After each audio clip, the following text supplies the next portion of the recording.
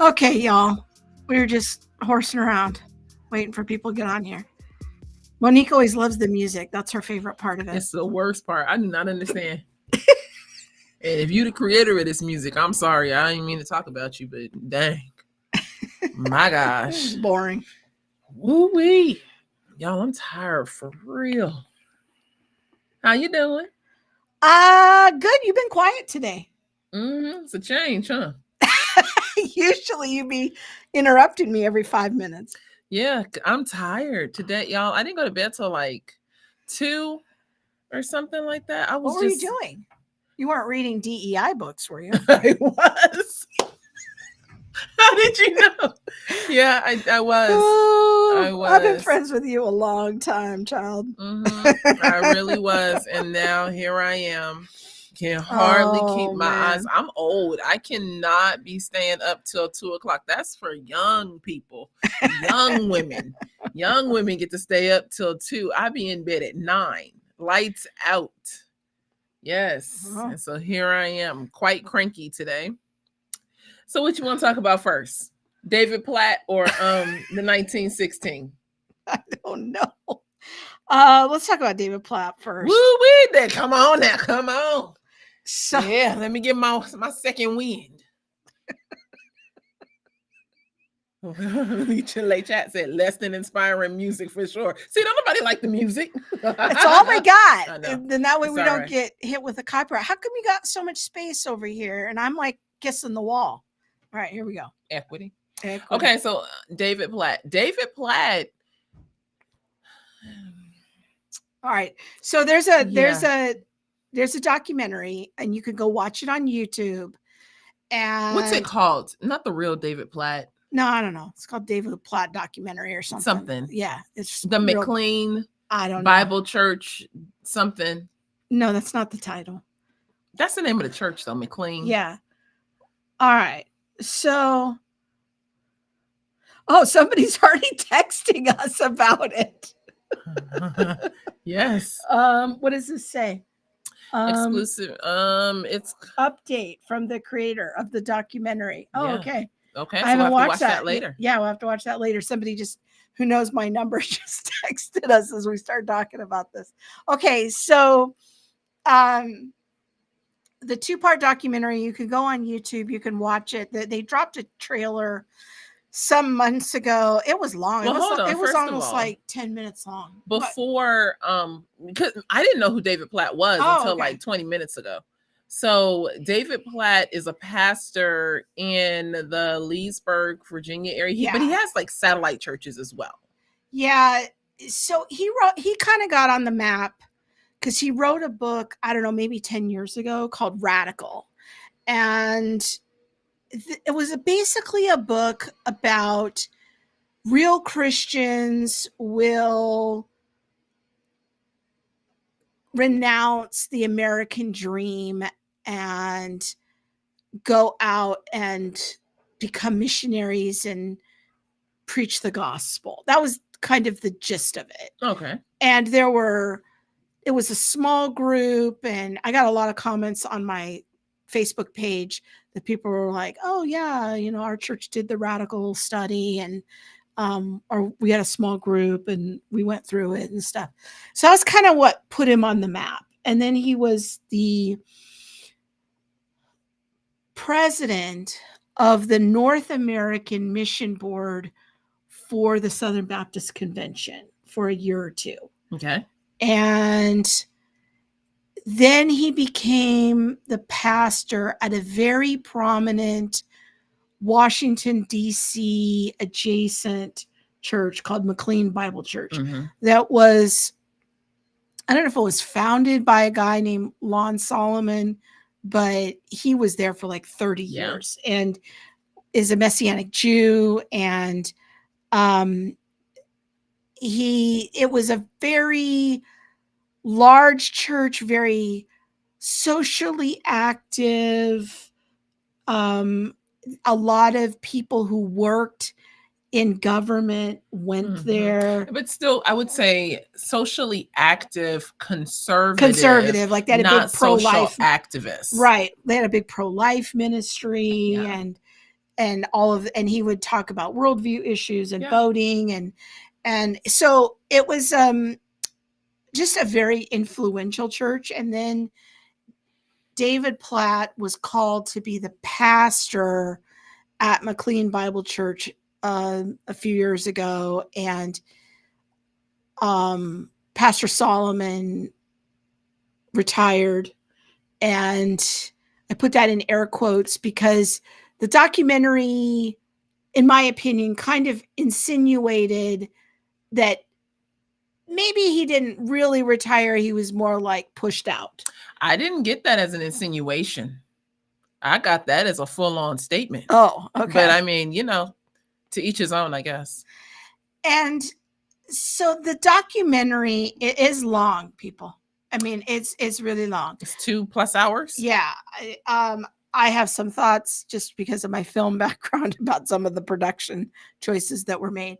But it's basically a look through the eyes of a group of people who were longtime either members or even staff of McLean Bible Church, and the story is told through their eyes of how the church changed when David Platt came, ministries that were eliminated, and how the insinuation was that money was being used improperly and funneled to the SBC. And then there was a whole conversation of, wait a minute, I thought we were an independent Baptist church and we're funneling money to the SBC. Why are we doing that?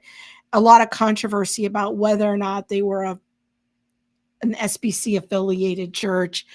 And so some lurking in the background is Southern Baptist church polity, which is something I don't know a ton about.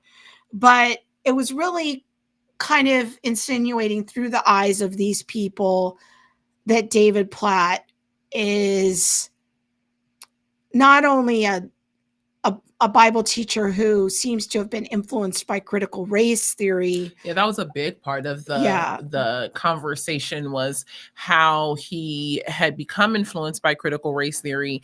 And then, much as we saw in many churches in 2020, the whole push of, systemic racism and, marching with our Black brothers and sisters, and you're a racist if you don't post a Black square, and you might be a racist even if you don't know that you're a racist. Yeah.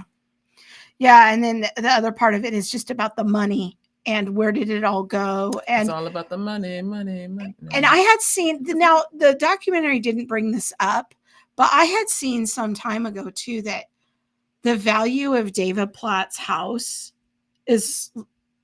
seems a bit extravagant, for a guy who made a name saying renounce the American dream and live a life of being poor, being willing to be poor and go overseas and preach the gospel. If I remember right, maybe somebody can Google it real quick, but I think that the house was worth like a couple of $1 million. I mean, it was pretty big. Now, granted, if it's in the Washington, D.C. area, that might be a high real estate area. So, but the documentary didn't bring that up, but it is a little bit of... It's the wealthiest county, I believe, in that area. It's a little peculiar, though, for the radical guy to be having this big palatial palace. And then what was also interesting, I don't know if you've seen this, but a day or two before the documentary released, all of a sudden David Platt was doing the radical thing again. Like he was going on an overseas short-term mission trip and taking pictures of poverty and saying, we need to get behind the Great Commission and how many Christians are really willing to sacrifice themselves for the gospel. And I'm like, is this preemptive damage control? Like what is happening here? I did not see that. Yeah. Well, that's interesting. So that's that. What were your overall thoughts on it? Like, is it something that as Christians we should follow? We should, be concerned about?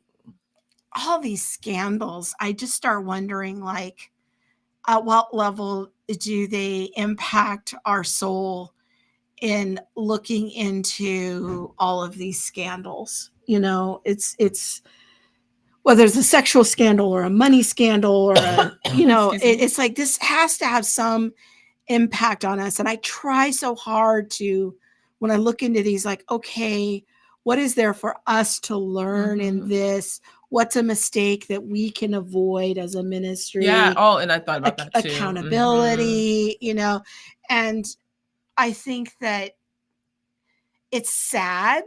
It's a very sad thing. You can tell that these people have been obviously, this is what happens when a legacy ministry gets destroyed.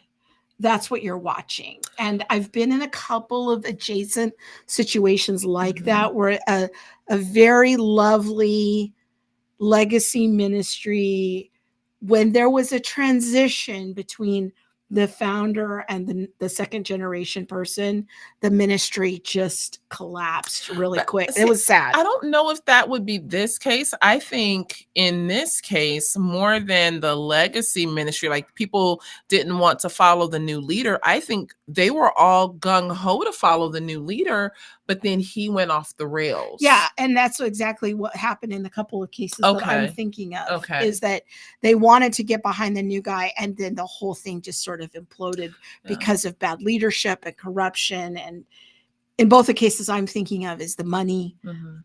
It's just sad. It's just really sad. I think what I learned is, one, the whole accountability factor. Two, I'm grateful for people who are around me that don't allow me to have a big head. Like our families.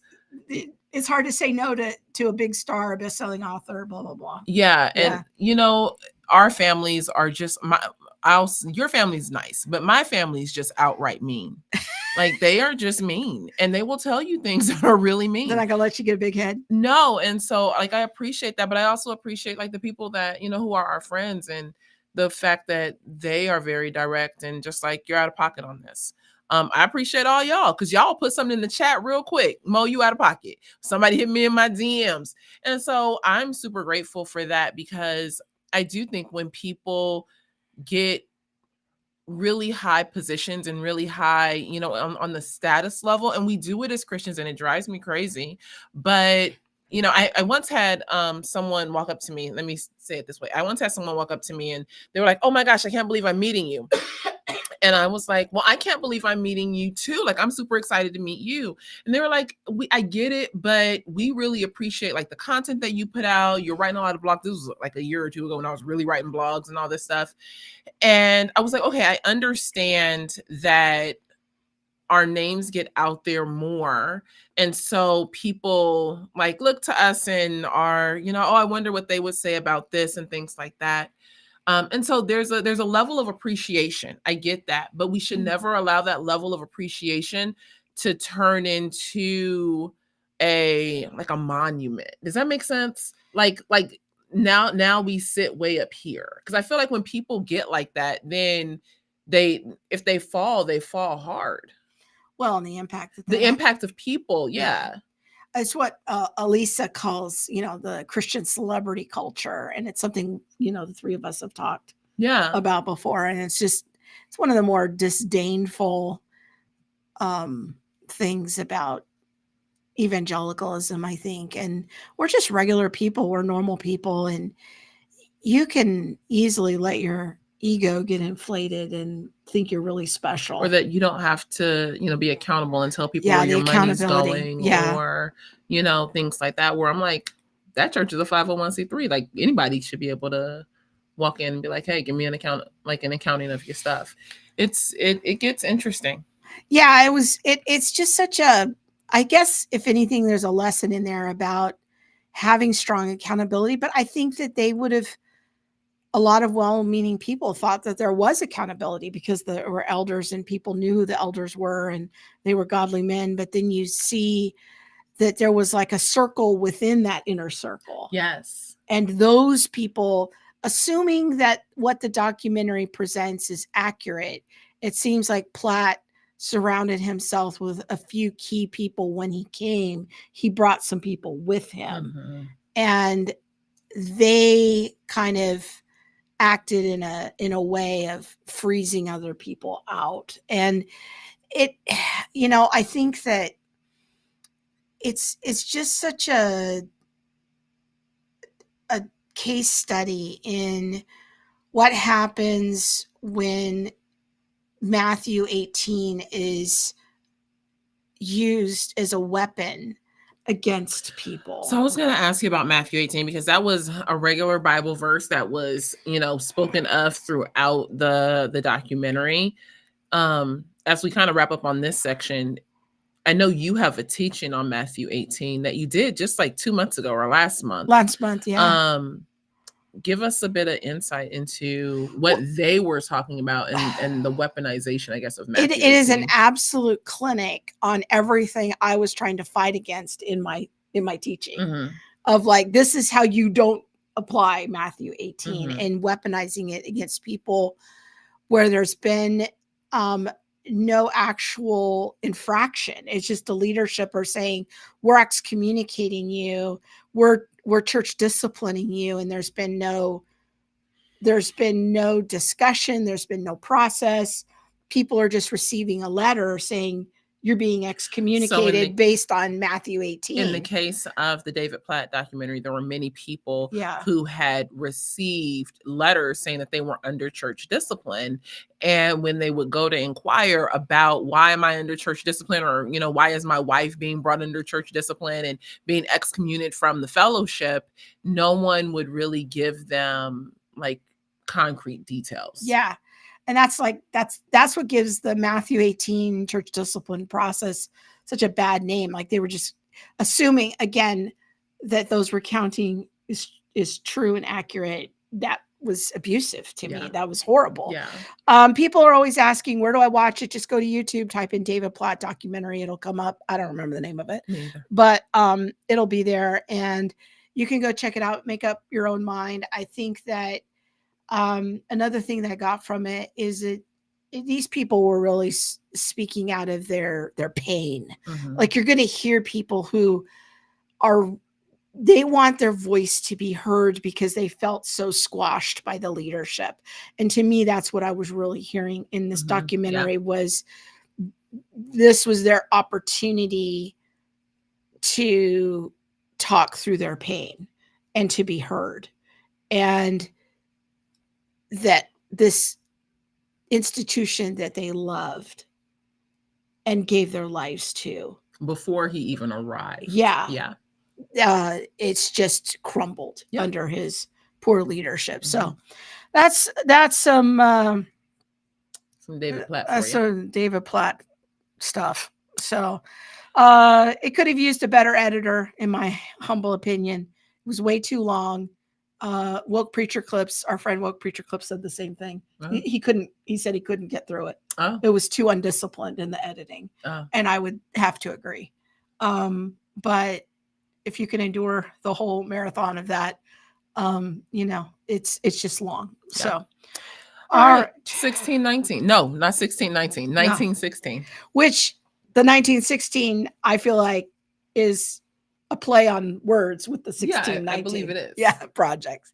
So, in case you don't know, right now, Seth Gruber, who is a big pro-life advocate, just released a documentary a week or so ago, and it's free on X this month. So we both watched it this week. I watched it today. And why don't you tell people kind of what the gist of it is?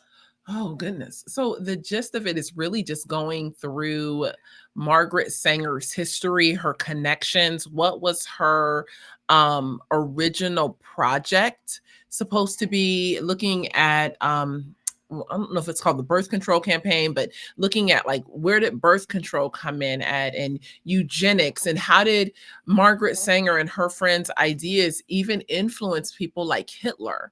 And so it's an hour and 16 minutes of history looking into Margaret Sanger and how Margaret Sanger's ideas of eugenics mixed with a little Marxism. She wasn't a Marxist herself. I think she was pretty sympathetic to some of the ideas, but I want to be fair to her, she wasn't a Marxist. But when we mix some of those ideas and then, go down the road a little bit to the Negro Project and things like that, how do we get to, 3% of women, which would be Black women in America, making up something like 35 to 40% of all abortions.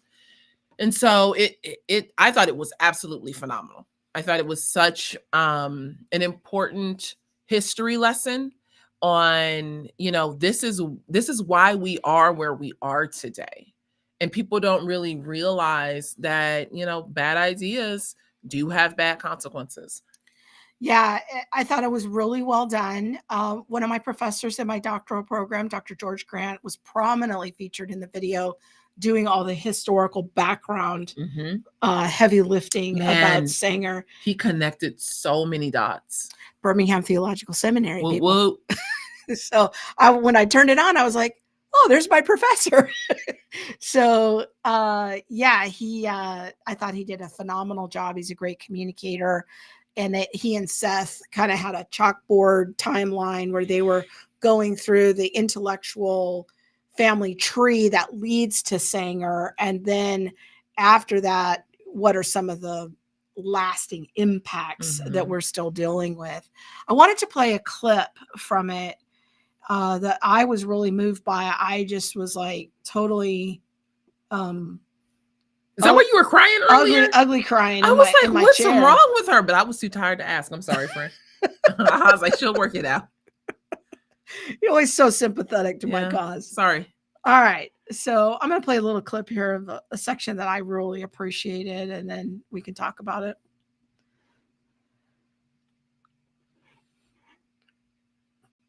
Where Sanger developed her eugenic ideology and philosophy. So how is she going to take this birth control eugenics agenda to the streets of New York City? How is she going to usher in this revolution in the most culturally formative city in the world? Her next big project? An application of all of her Darwinianist ideas. The Negro Project.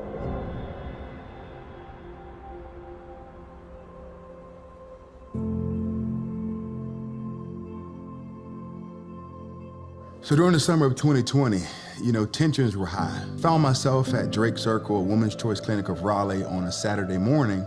And I'm out there praying and worshiping, and a father walks up to me wearing a BLM shirt, and he says to me, "Why are you out here fighting a white man's issue?" Now, I was taken aback when he said that, because the majority of the people out there praying, trying to save the babies, are white. But the majority of the moms in the clinic prepared to abort their baby, they're Black, including this gentleman's girlfriend. But he could only see a racial issue in that I was over there with the white people trying to worship and pray and save babies. And what I took away from that conversation was that this gentleman probably didn't know what critical race theory meant, but he was a walking poster child for all things CRT, because in critical race theory, you see racism in all things and at all times. Even when a 6'4", 260-pound Black man is trying to save a baby, Margaret Sanger had a wicked agenda, and she knew what her aim was. It was to rid this country of Blacks and to get rid of those who were defected and those. So that's our friend John Amakuchu. I just thought, it was just a powerful description of that moment, when, because for whatever reason, the pro-life issue is seen by many, not all, in the Black community as being a kind of a white thing. Oh, yeah. I don't really understand that. Like, what are your thoughts about that? Why? It's about body autonomy. Okay, so tell me about that. So when you think back to, and all roads do lead back to slavery, but when you think back to slavery and women who had no control over their bodies and were raped or were sold away from their husbands, or, children were, snatched from them, or they had to nurse other people's babies and things like that, they didn't have the autonomy over their own body. Or even look at the obstetrics experiment on slave women who had horrible experiments done on their reproductive systems without any anesthesia. And so, with that, I think I think a lot of people aren't aware of that. Oh. I'd never heard of that until I met you. Those experiments. That was not a thing I had ever heard of.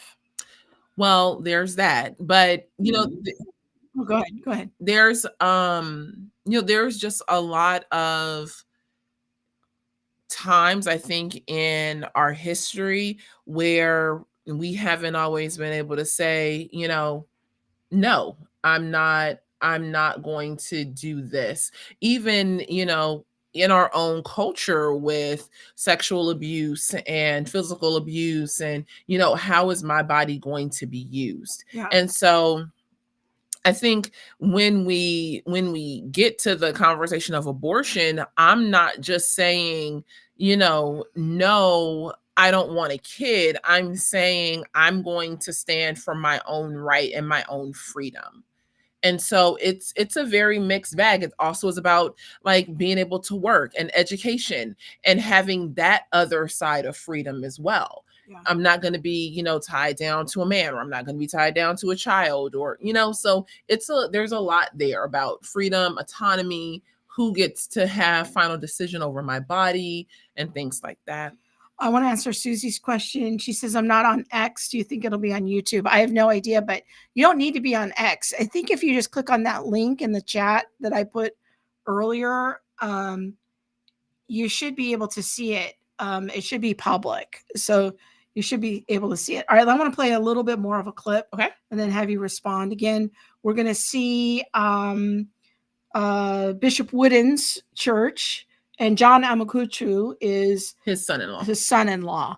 So you might recognize Bishop Wooden as a guest from the Off Code podcast a while back. Just keep on holding on. Just keep on holding on. Just keep on holding on.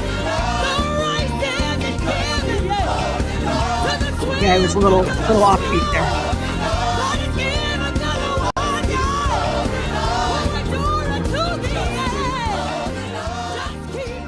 We don't want the word to go out that we want to exterminate the Negro population.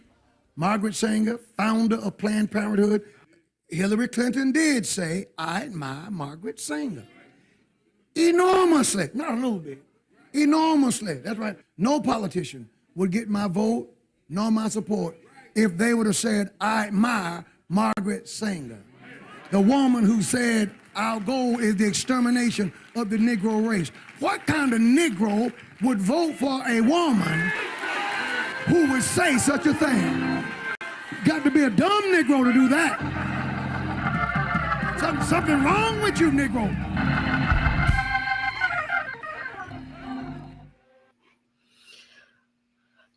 Yeah, the legacy of Margaret Sanger is a complicated issue. It's complicated. And I mean, those who touched her were also complicated, you know what I mean? Or who crossed paths with her. Martin Luther King Jr. received a Margaret Sanger Award. So what do we do with that? It's complicated. Yeah. It is complicated. And so, yes, what were you were going to ask me? No, I just think that his, making the point, because he's really talking to Black people. Mm-hmm. And he's trying, I feel like, and I would love your perspective on it, he's trying to kind of wake them up and saying, look. He said, you got to be a dumb Negro. Okay, I can't say it, you can't say it, but I will. He said you gotta be a dumb Negro. Now, but it's true. But what we don't often think about is the hoodwink and bamboozle, the way that the Margaret Sanger wasn't no dummy. Like, I think she really got in with Black pastors and was able to promote the narrative. But there was also, I believe, a little, cash help in that as well. Yeah. And so it's ugly, but what we see is that bad ideas have bad consequences, and her bad ideas have left a mark on our nation, and on a specific people in our nation, specifically Black women, because we have the most abortions. And I'm not saying that abortion should be had by anyone. I'm going to play a clip to that effect here. I want to play one more short clip, but yeah, I think that what Bishop Wooden is trying to do is saying, by using the Hillary example, is why are Black people still voting Democrat? Can you try to connect those dots between Democrats and Planned Parenthood and Margaret Sanger, and we're killing our children? Mm-hmm. And we need to go all the way back. Democrats in Reconstruction, Democrats in Jim Crow, Democrats and all the way down. But I remember, though, a long time ago, and this might have even been when you were still kind of pro-choice leaning, but I asked you a question of where are the Black pastors who will speak prophetically to make a stand for Black children. I don't know if you remember that. I do. But I do remember that. That, like, why aren't they speaking out when abortion impacts the Black community so greatly? And I remember that was like new information for because many of, and this is again a personal opinion, but many of the politicians who these Black pastors are in bed with, they drop off checks. So remember, what's the lady's name out here, the black Maxine Waters. Maxine Waters with the wig. I saw, she's got to be 100. No, that's so mean. But she was in office when you were a kid and living in South Central. When I was in kindergarten, she was your representative. Yep. But anyway, in 2020, somewhere in 2019, around that election cycle, she went into a Black church in LA, and gave an envelope, and that envelope had $5,000 in it. They announced it right there from the pulpit. Yeah. And so, of course, you giving me $5,000, I might let you, say what you want to say too in my pulpit and give a pitch for vote for me. Yeah, and anti-Maxine. No one is. Here's the thing: they're going to come into the pulpit and they're not going to say we need to protect a woman's right to have abortions. They're going to say we need to protect a woman's right to health care, to reproductive health care, and so.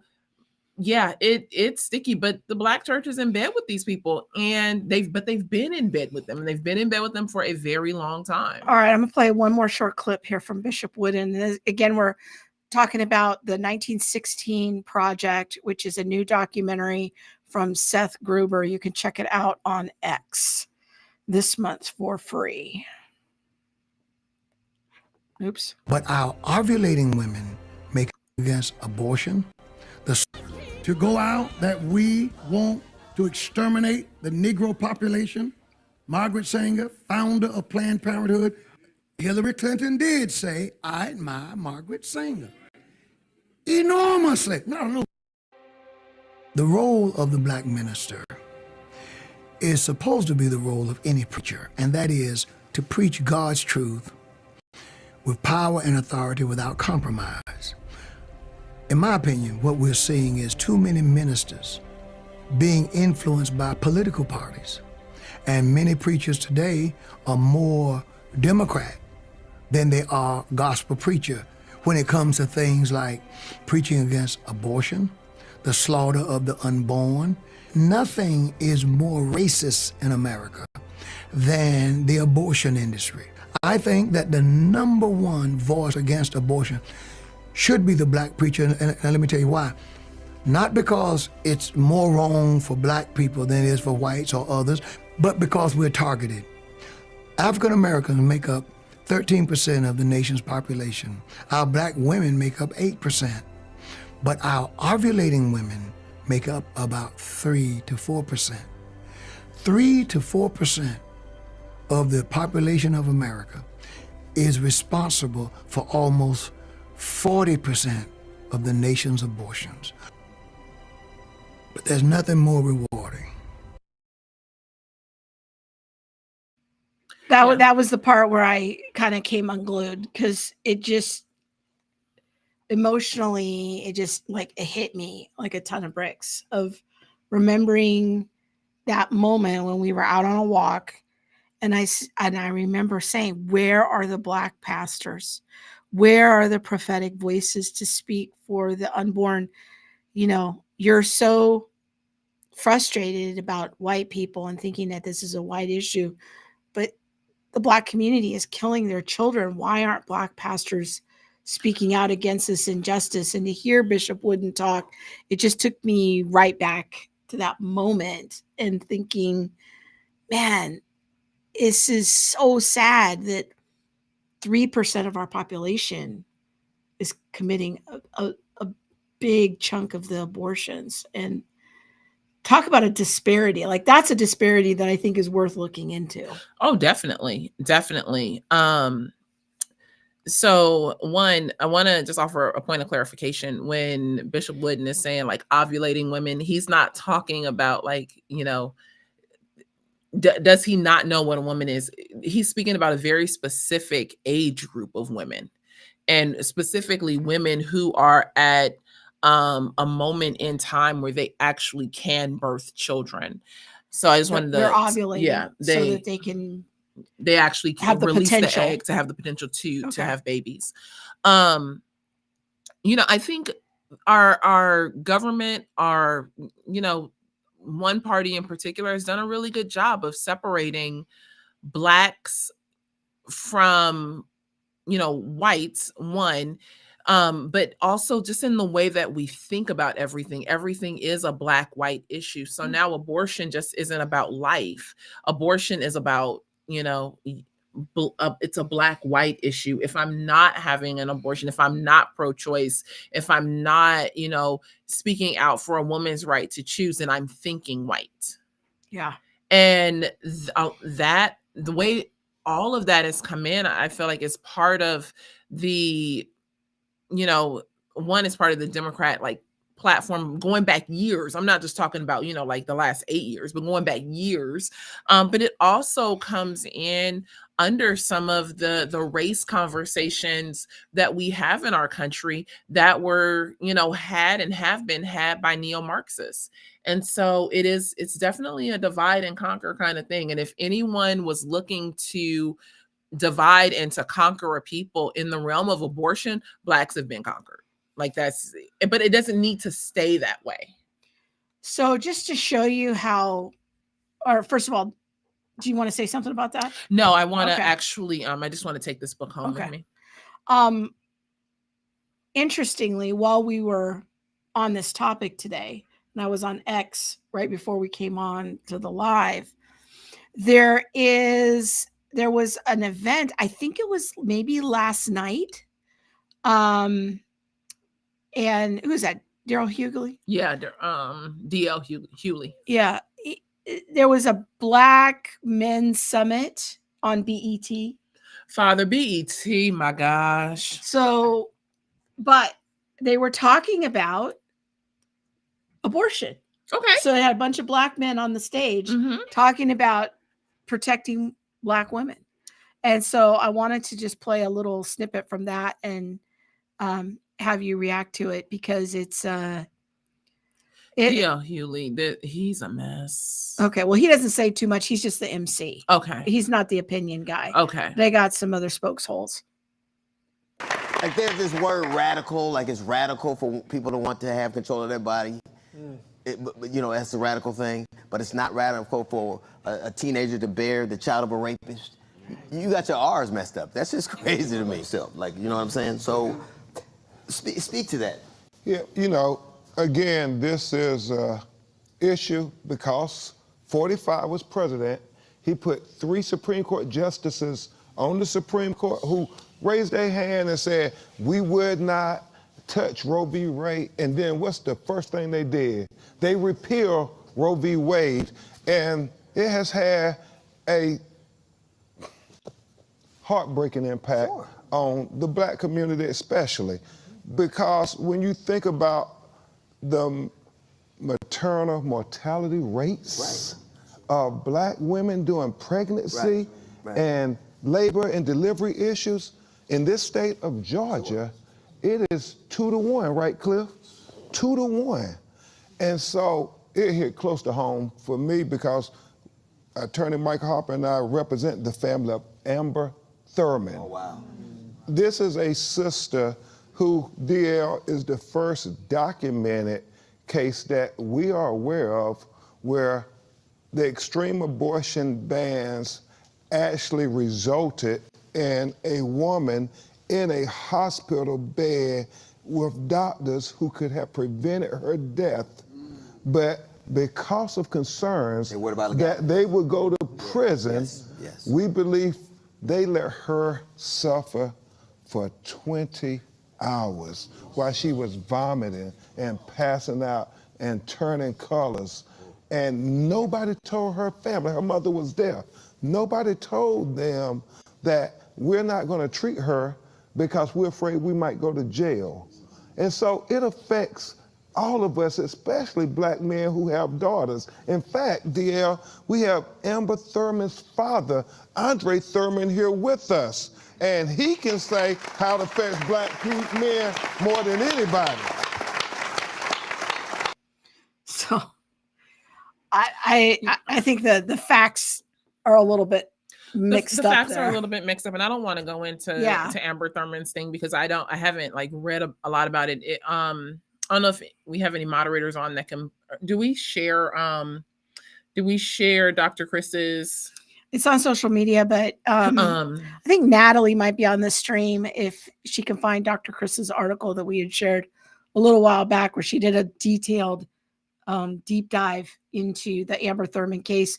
But that's not really my point. My point in showing you this is that this concern, even among black men, it's like, do they not see that what they're trying to advocate for is killing These their men own are getting children? paid to be there. Okay. These men are nothing but paid tools for specific people within our society.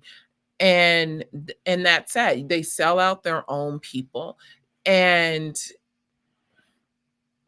I really don't even have any much more to say than that. Like, it's evil, and they spout an evil. They are paid to promote an evil.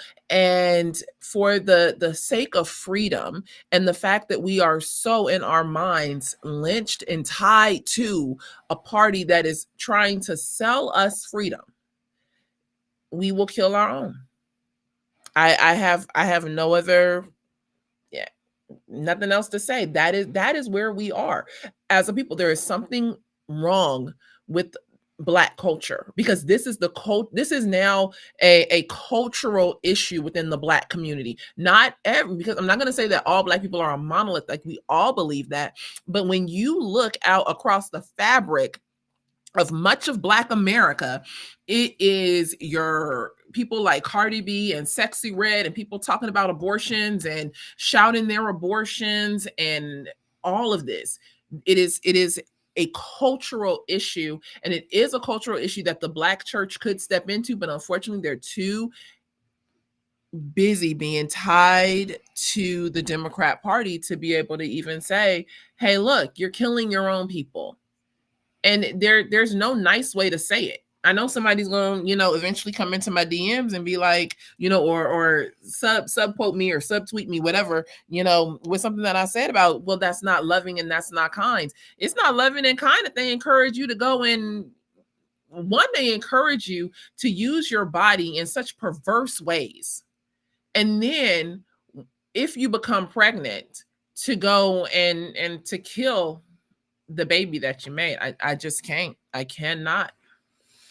And it was just so surreal watching these men. I mean, BET is, I don't want to say it's an official gatekeeper of Black people, but it is BET. It's official gatekeeper of Black people. What? Like, have you seen the BET Awards?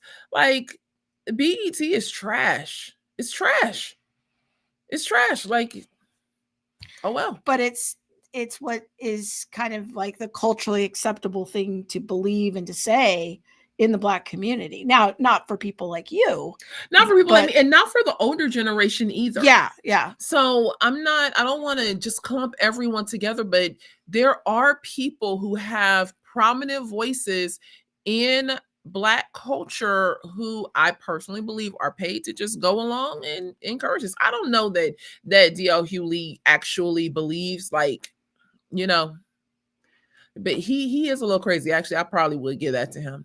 But yeah, it is. It really is. Yeah. So it's just a hard and complicated and sad topic. And I don't know that it's complicated. The low life part of it isn't complicated, but I think that if you're a woman or a man who's been impacted by abortion because you believe these lies, yeah, and then at some point in your life you come to your senses, that does get complicated. Yeah. That's difficult and painful, and these gatekeepers have told you, and Black politicians and official spokesholes have said, like, yeah, abortion is the right thing to do, and it's healthcare and your body first and your body autonomy, and there's all these lies out there, and then you wake up one day and find Jesus, and then you're the guilt and the regret, and I feel like we would be remiss if there's people who are watching this, that you did buy into those lies and you made those decisions. God's forgiveness can extend to you, and that there is grace for you and healing for you. And please reach out to your local pregnancy resource center. They usually have classes to help walk you through a healing process. They have people you can talk to and get more clarity about these issues. We don't want to condemn women just outright who have made this unfortunate decision. Yeah.